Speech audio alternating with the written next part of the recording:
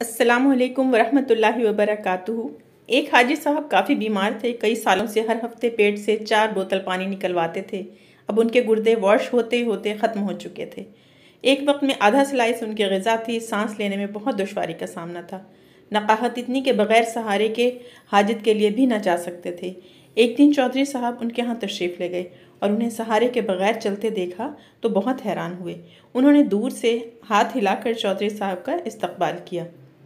چہل قدمی کرتے کرتے حاجی صاحب نے 10 چکر لان میں لگائے، پھر مسکرا کر ان کے سامنے بیٹھ گئے۔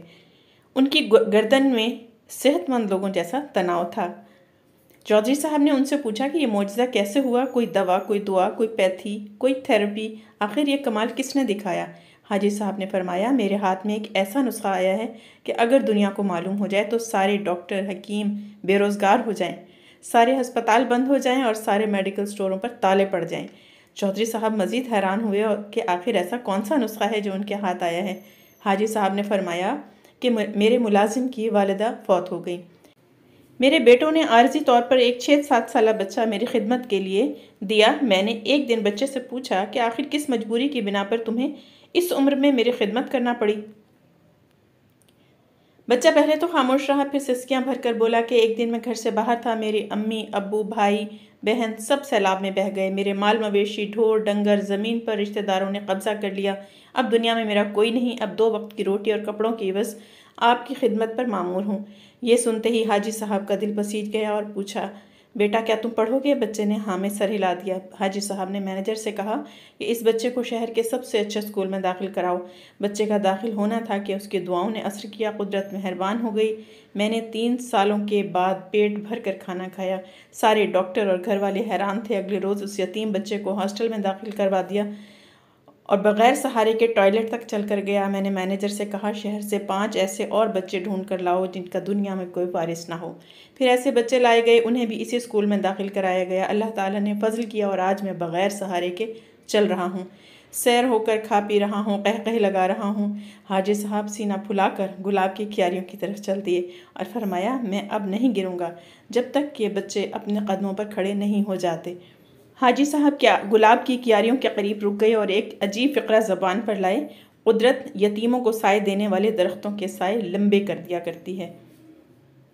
مصر کا ایک امیر بزنس مین تھا، اس کی عمر 50 سال کے لگ بھگ تھی کہ ایک دن اس کو دل میں تکلیف کا احساس ہوا اور جب اس نے قاہرہ کے سب سے بڑے ہسپتال میں اپنا علاج کرایا تو انہوں نے معذرت کرتے ہوئے اسے یورپ جانے کا کہا۔ یورپ میں تمام ٹیسٹ مکمل کرانے کے بعد وہاں کے ڈاکٹروں نے اسے بتایا کہ تم صرف چند دن کے مہمان ہو کیونکہ تمہارا دل کام کرنا چھوڑ رہا ہے۔ وہ شخص بائی پاس کروا کر واپس مصر آ گیا اور اپنی زندگی کے باقی دن گن گن کر گزارنے لگا۔ ایک دن وہ ایک دکان سے گوشت خرید رہا تھا جب اس نے دیکھا کہ ایک عورت قصائی کی پھینکے ہوئے چربی کے ٹکڑوں کو جمع کر رہی ہے۔ اس شخص نے اس عورت سے پوچھا کہ تم اسے کیوں جمع کر رہی ہو؟ عورت نے جواب دیا کہ گھر میں بچے گوشت کھانے کی ضد کر رہے تھے، چونکہ میرا شوہر مر چکا ہے اور کمانے کا کوئی ذریعہ بھی نہیں ہے، اس لیے میں نے بچوں کی ضد کی بدولت مجبور ہو کر یہ قدم اٹھایا ہے۔ اس پھینکی ہوئی چربی کے ساتھ تھوڑا بہت گوشت بھی آ جاتا ہے جسے صاف کر کے پکا لوں گی۔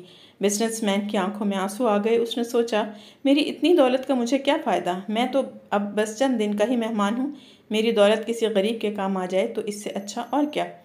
اس نے اسی وقت اس عورت کو کافی سارا گوشت خرید کر دیا اور قصائی سے کہا کہ اس عورت کو پہچان لو، یہ جب بھی آئے اور جتنا بھی گوشت مانگے اسے دے دینا اور پیسے مجھ سے لے لینا۔ اس واقعے کے بعد وہ شخص اپنے روزمرہ کے معمولات میں مصروف ہو گیا۔ کچھ دن اسے دل میں کسی تکلیف کا احساس نہ ہوا تو اس نے قاہرہ میں موجود لیبارٹری میں دوبارہ ٹیسٹ کرائے۔ ڈاکٹر نے بتایا کہ رپورٹ کے مطابق آپ کے دل میں کوئی مسئلہ نہیں ہے، لیکن تسلی کے لیے آپ دوبارہ یورپ میں اب چیک اپ کروا آئیں۔ وہ شخص دوبارہ یورپ گیا اور وہاں ٹیسٹ کرائے۔ رپورٹس کے مطابق اس کے دل میں کوئی خرابی سرے سے تھی ہی نہیں۔ ڈاکٹر حیران تھے کہ اس سے پوچھا کہ آپ نے ایسا کیا کھایا کہ آپ کی بیماری جڑ سے ختم ہو گئی؟ اسے وہ گوشت والی بیوہ یاد آئی اور اس نے مسکرا کر کہا، علاج وہاں سے ہوا جس پر تم یقین نہیں رکھتے۔ بے شک میرے نبی پاک صلی اللہ علیہ وسلم نے سچ کہا تھا کہ صدقہ ہر بلا کو ٹالتا ہے۔ اسے شیئر کرنا آپ کے لیے صدقہ جاریہ بھی بن سکتا ہے۔ اپنے ارد گرد ایسے سفید پوش لوگوں کا خیال رکھیں جو کسی کے سامنے ہاتھ نہیں پھیلاتے۔ اللہ عمل کی توفیق عطا فرمائے، آمین۔ جزاک اللہ۔